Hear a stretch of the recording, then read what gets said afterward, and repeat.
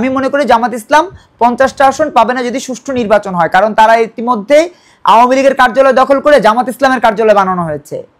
আপনি এই আওয়ামী লীগের কার্যালয় দখল করে এনসিপির কার্যালয় করা হয়েছে। এইগুলো কি মানুষ ভুলে যাবে? মানুষকে এনসিপিকে ভোট দিবে, মানুষকে জামাত ইসলামকে ভোট দিবে। যতই দাড়িপাল্লা দেখাক, দাড়িপাল্লা তো একদিকে ঝুলে থাকে, যেই দিকে টাকা সেদিকে ঝুলে থাকে দাড়িপাল্লার একটা পাল্লা। তো যেই দাড়িপাল্লা এখনই দুর্নীতির কারণে, অপরাধের কারণে একদিকে ঝুলে থাকে, সেই দাড়িপাল্লাকে মানুষ কখনোই গ্রহণ করবে না। বিরোধী দল তো অনেক পরের কথা, আর ক্ষমতা আসা তো প্রশ্নই ওঠে না। ক্ষমতা আসবে বাংলাদেশের এখন যে পারিপার্শ্বিক কাঠামো দেখছি, তাতে এখন পর্যন্ত বাংলাদেশের একদম 60% মানুষের সমর্থন বিএনপির দিকে আছে।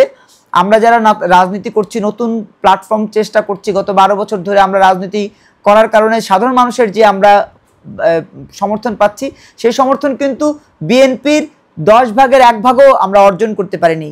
ইভেন এই এনসিপির মতো পলিটিক্যাল পার্টি ফ্লপ করেছে, জামাত ইসলামের মতো পলিটিক্যাল পার্টি ফ্লপ করেছে, চরমনাই পীরের ইসলামী আন্দোলন ফ্লপ করেছে।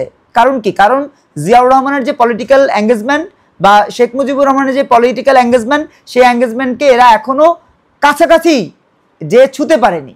অতএব এটা সুযোগ নাই, জামাত ইসলামের কোনো সুযোগ নাই।